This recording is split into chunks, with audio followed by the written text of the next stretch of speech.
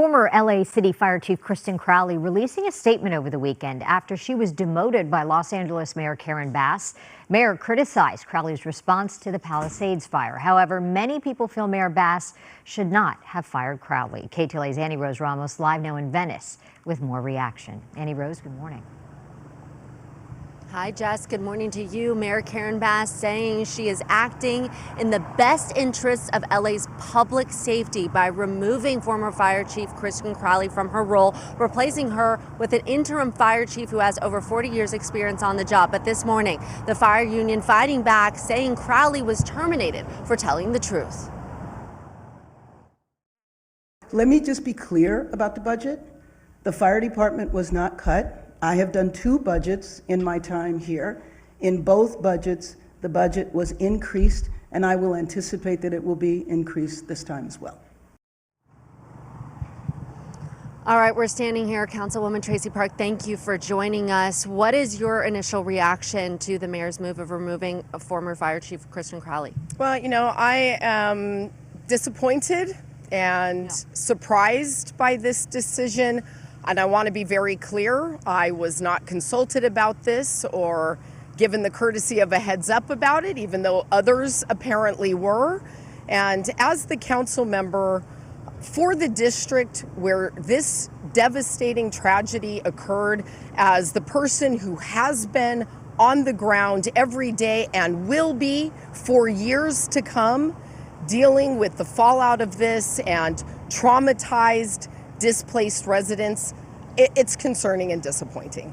You know, that's a really good point. We're going to actually put up a screen of all the council members who voiced their support of the mayor's move after she removed Kristen Crowley from this role. She held a press conference on Friday. You're saying that as the council member, the councilwoman who represents, you know, the impacted area for the Palisades fire, you were never told about this. No, I was not consulted or given any information about this at all.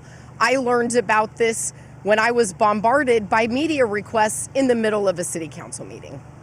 You know, the irony is that we're hearing a lot about communications. The mayor herself talking about communications when it came to the moments after the fire started in Pacific Palisades, saying she didn't hear from Kristen Crowley for a while. Now, you're involved in, you know, as city leadership. What can you take us through the communications for those days? Were you aware of the wind? The communications about the very dangerous weather was ubiquitous. It was on every news channel. It was on every radio channel. It was everywhere in social media. The fire department was blaring out that this was a dangerous circumstance. The mayor's own communication said that she was urgently deploying city departments. So I don't know what to make of that, frankly. You know, to your point, exactly right. The mayor's own Instagram page had that, as well as National Weather Service using very strong language, life-threatening wind event. So, you know, you heard those words from the mayor herself on Friday. Do you feel like she's misinformed, or what do you think about this? I don't know. I can't speak to what she knew or what her team advised her of. I don't have any insight to that. What I can say is that basically everybody in the city of Los Angeles knew that we were headed into very, very dangerous circumstances. So we have a lot of questions about what occurred in the lead up to the fire and the aftermath of the fire and the difficulty with communications in those contexts.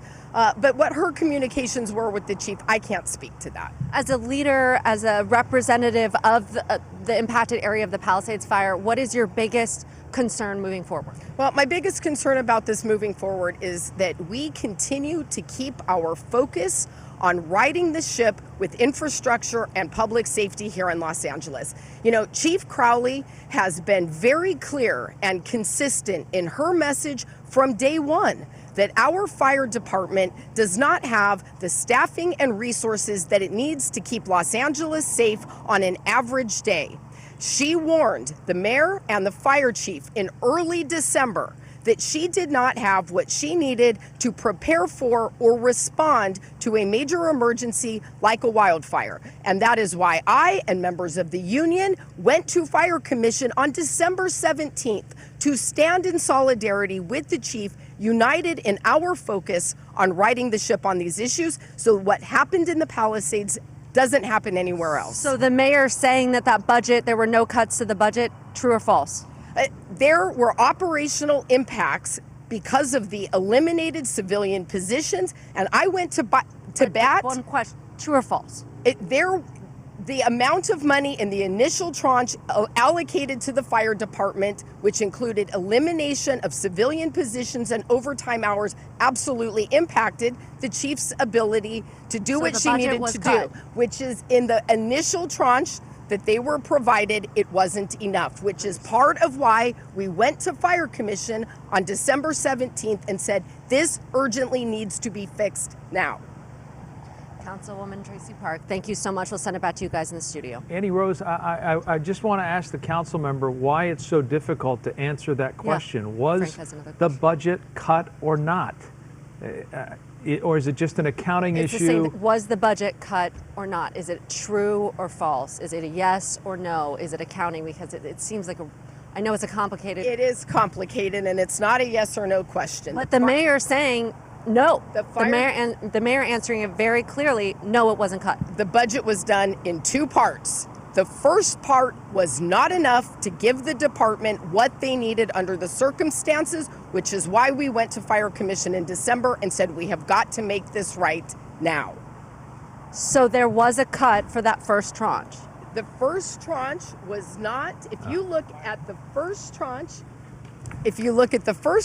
of the budget and you compare it to the entirety of last year, yes, it's less. It's less money. It's less. So that. But there was another tranche on the way. But unfortunately, there was a gap that led to operational impacts. That means there weren't enough bodies or resources to do what needed to be done. But we had that knowledge back in December, and Chief Crowley has been very consistent in her message about that from day one, and nothing that she has said since January 7th has changed.